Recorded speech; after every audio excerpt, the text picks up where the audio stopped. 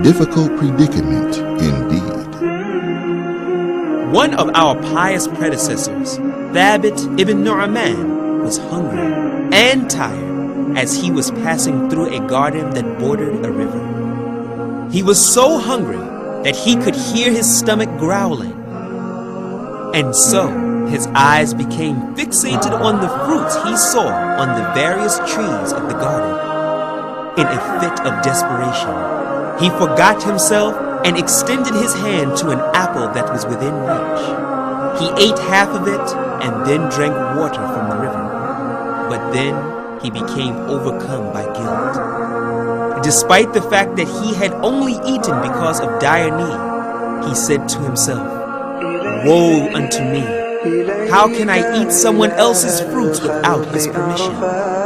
I make it binding upon myself to not leave this place until I find the owner of this garden and ask him to forgive me for having eaten one of his apples."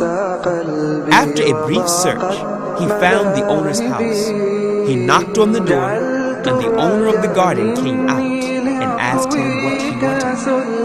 Thabit ibn Nu'man said, "I entered your garden that borders the river, and I took this apple and ate half of it. Then I remembered that it does not belong to me, and so I ask you now to excuse me for having eaten it and to forgive me for my mistake."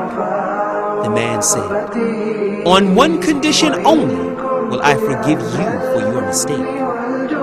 Thabit ibn Nu'man asked, "And what is that condition?" He said, "That you marry my daughter." Thabit said, "I will marry her." The man said, "But heed you this, indeed my daughter is blind, she does not see, mute, she does not speak, deaf, she does not hear." Thabit began to ponder over his situation. A difficult predicament indeed did he find himself to be in now. What should he do?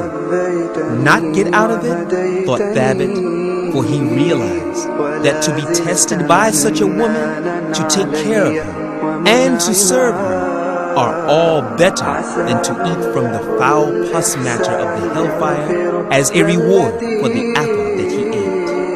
And after all, the days of this world are few and limited.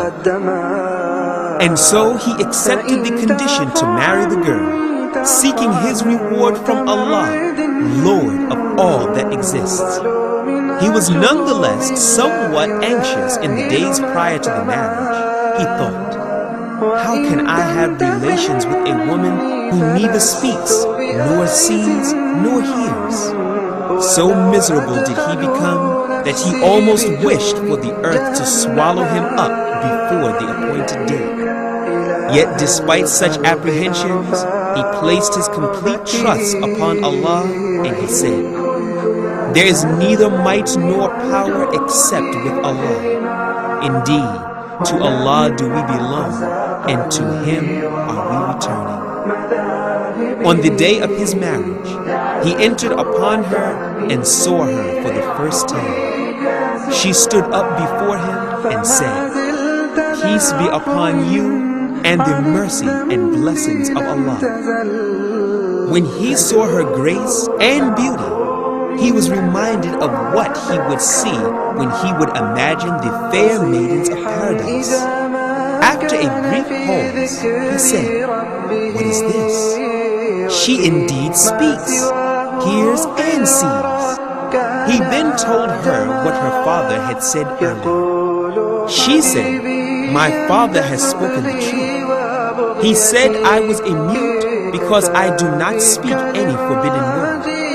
And I have never spoken to a man who is not lawful to me. And I am indeed deaf in the sense that I have never sat in a gathering in which there is backbiting, slander, or false and vain speech. And I am blind in the sense that I have never looked upon a man who is not permissible for me." Noble reader, reflect on and learn a lesson from the story of this pious man and this pious woman, and of how Allah brought them together. The fruit of this noble marriage was the birth of a child who grew up to fill the earth with knowledge. Yes, their son was Imam Abu Hanifa and Nu'man. May Allah have mercy on him.